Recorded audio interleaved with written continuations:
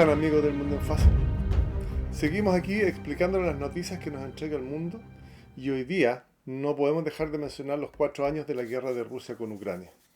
Una invasión que en febrero del año 2022 rompió el orden europeo post-Guerra Fría y generó muchas cosas, entre ellas altera la lógica de la estabilidad que venía avanzando desde el año 1991. Y 91 porque no quiero ir más atrás, dado que es ahí, a mi juicio, donde se entiende que el mundo abrió las fronteras, el comercio y la economía dominaron por sobre la política, y Oriente y Occidente se encontraron violentamente en Medio Oriente. Con esta guerra Rusia-Ucrania cambian las condiciones que regulaban el mundo. Se inicia la real amenaza a Occidente que está proclamando el presidente Trump hoy día. Fue percibida por Occidente como una ruptura del principio de la integridad territorial y un desafío directo al derecho internacional. La invasión rusa marca un punto de inflexión estratégico que obligó a la Unión Europea y a la OTAN a reconfigurar entonces sus políticas de defensa y comienza la destrucción de un mundo basado en reglas, dejando en evidencia ahí mismo la decadencia del multilateralismo. ¿Por qué? Porque el mundo no tuvo respuestas. Solo hay sanciones de parte de potencias como Estados Unidos y la Unión Europea. El resto del mundo no estaba. Algunas de las consecuencias que vemos hoy día es la fragmentación del sistema global, las tensiones que se empiezan a generar, a multiplicar entre las grandes potencias, Estados Unidos-OTAN versus Rusia-China, el multilateralismo global, como lo conocíamos, deja paso a estructuras regionales. Entonces hay una reconfiguración económica. Las sanciones de Occidente a Rusia han fragmentado los mercados, rompieron los mercados, empezaron a presionar las cadenas de suministros. Las cadenas de energía, por ejemplo, Europa se quedó sin petróleo.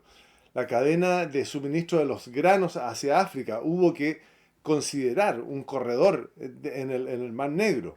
Se fueron reforzando alianzas, por ejemplo, la de Rusia con China, y además en la búsqueda de otros asociados a esas grandes alianzas. Entonces, hay una reconfiguración. Desde la geopolítica también, en el reacomodo de los poderes, y hay una fractura estructural. La más notoria es Europa, con una transición hacia una arquitectura de poder post-pacífica. Después de 4 años de guerra, hoy día, después de 4 años de guerra, están entendiendo que se rompió la ilusión de una estabilidad estratégica proporcionada por el paraguas OTAN-Estados Unidos y se ve obligada entonces a hacer varias cosas. Primero, a reorientar su matriz energética fuera de Rusia. Dependían de Rusia. Por lo tanto, tuvieron que empezar a mirar otros mercados. Tuvieron que empezar a incrementar la inversión militar, porque la amenaza se les acercó y muchísimo. Tuvieron que acelerar la discusión de una autonomía estratégica. ¿Vamos a estar con Estados Unidos o vamos a salirnos del paraguas de Estados Unidos? Y todavía hoy día hay tremendas divergencias entre los países de la Unión. Entonces, podemos decir varias cosas de esto. Pero hay una que también es importante.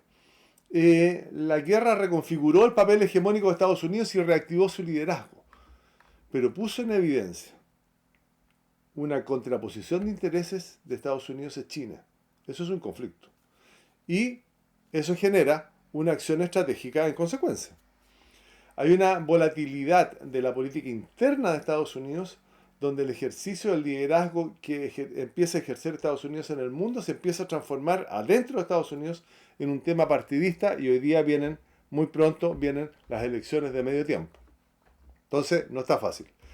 Sigamos la geopolítica. Rusia profundiza su dependencia respecto de China. Se crea una asimetría creciente, lo que significa para Rusia una pérdida de la autonomía estratégica. China puso rápidamente su desacuerdo en el uso del arsenal nuclear por parte de Rusia. Y Rusia, además de la amenaza, está absolutamente limitada en su uso, porque pierde el apoyo de China. Entonces, amigos, sin profundizar en cada tema y solo poner algunos elementos por una conversación, tenemos que se profundiza la crisis del multilateralismo. Hoy día hay un sistema híbrido que ante el fin práctico del orden internacional basado en reglas empieza a funcionar algo que no se entiende mucho pero que está basado en el poder. Se instala un modelo donde la capacidad del poder militar determina los límites. el portaaviones Gerald Ford empieza a ser un elemento de poder importante y un elemento de política internacional importante.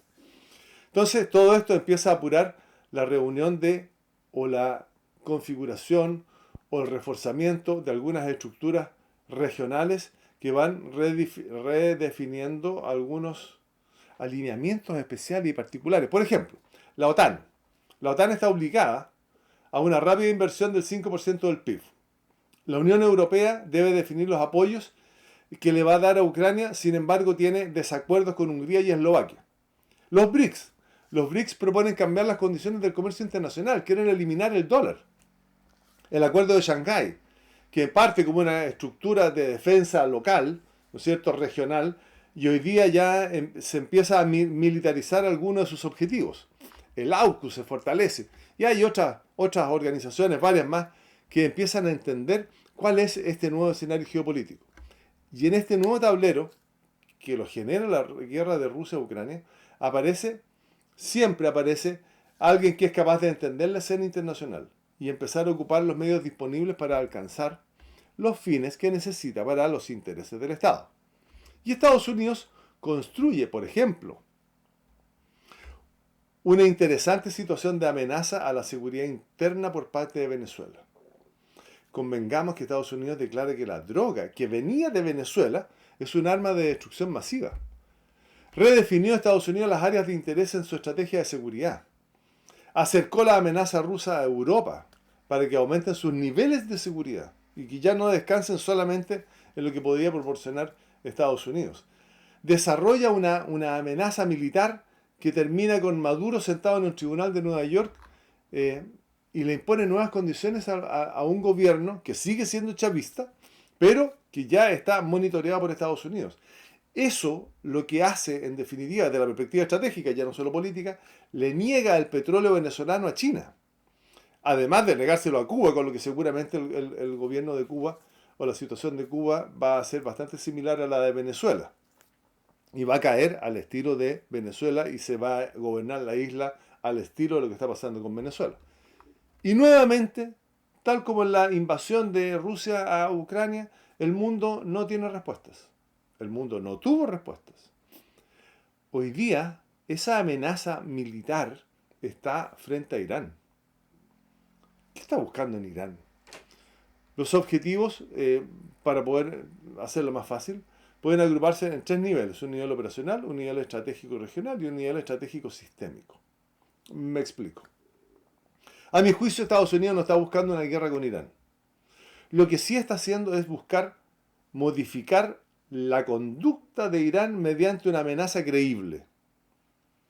El Gerald Ford, puesto frente a Irán y puesto frente a Venezuela, puede hacer lo mismo.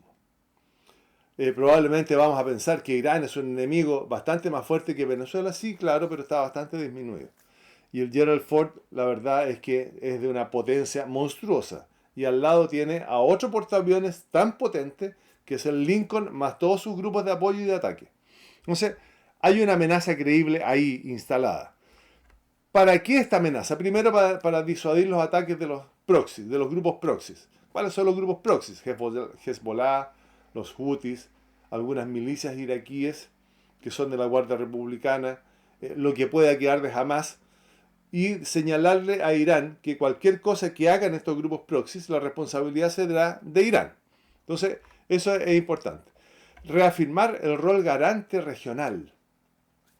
Proteger los activos estadounidenses, por ejemplo, las bases, el personal militar, las rutas marítimas. Uno de los elementos de la estrategia de Estados Unidos en el mundo es mantener las rutas marítimas y el comercio marítimo abiertas. Y aquí en la zona está el estrecho de Hormuz y el Mar Rojo, que son particularmente vulnerables. El estrecho de Hormuz por la acción directa de Irán y el Mar Rojo por la acción directa de los Houthis, un grupo proxy. Entonces empezamos a unir las cosas. Contener la proyección de Irán. ¿A dónde se va a proyectar Irán? Irán se proyecta a Siria, se proyecta a Irak, se proyecta al Líbano, se proyecta a Yemen, se proyecta a intervenir en Gaza y a molestar en Gaza mediante una coerción, mediante una advertencia que le hacen a Irán y que no significa una invasión, que no significa una intervención militar masiva. sino que contenerlo desde esta coerción, desde esta acción de coerción. Entonces, otro elemento, mantener una estabilidad energética. Y aquí hay dos elementos que son importantes. Primero, la estabilidad, evitando que Irán utilice la energía como un arma para la presión global, y además dificultar el abastecimiento del petróleo a China. El 80% del petróleo que ocupa China sale desde Irán. Por lo tanto, dificultar eso. Tal como lo hizo en Venezuela, que le niega el acceso al petróleo, aquí le puede dificultar el acceso al petróleo. Entonces, tenemos un conflicto China-Estados Unidos y estas cosas son esas acciones en consecuencia después que se pone en evidencia el conflicto. Presionar militarmente, aunque sea indirecto, cualquier idea de Irán de acelerar su programa nuclear. La amenaza está puesta ahí, en la puerta. Y otro elemento es, en esta presencia militar de Estados Unidos en Irán, es enviar una señal de credibilidad al mundo. Un mundo que se mueve hoy no por el peso del derecho internacional, sino que por la amenaza del poder militar. Y Estados Unidos está conquistando, está alcanzando sus objetivos políticos a través del poder militar, a través de la amenaza militar, que no es poca. Entonces, hoy día ya la tuvo en Venezuela, demostró lo que podía hacer, hoy día la tiene frente a Irán, que es un enemigo bastante mayor. ¿Quiénes quedan más arriba en la escala? Rusia y China. Entonces, lo que estamos viendo es que ese mundo al cual estábamos acostumbrados, ese mundo basado en reglas, no existe. Hoy día lo que está existiendo es la amenaza del poder militar. Amigos, como siempre, el mundo nos sorprende y aquí lo que queremos hacer es explicarlo en fácil, solo como una opinión para una buena conversación. Nos vemos en la próxima.